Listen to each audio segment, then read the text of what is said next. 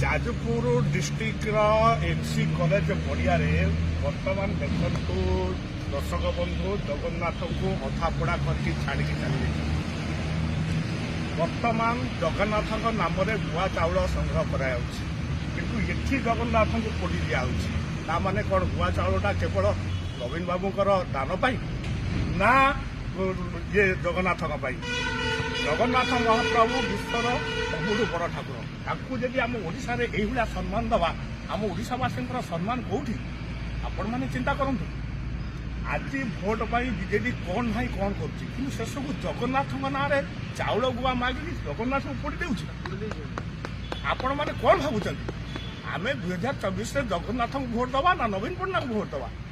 ତେଣୁକରି ଆମେ ଯଦି ସତରେ ଜଗନ୍ନାଥ ପ୍ରେମୀ ହେଉଥିବା, ତେଣୁ ଆପଣ ନିର୍ଣ୍ଣୟ ଆପଣ 2024ରେ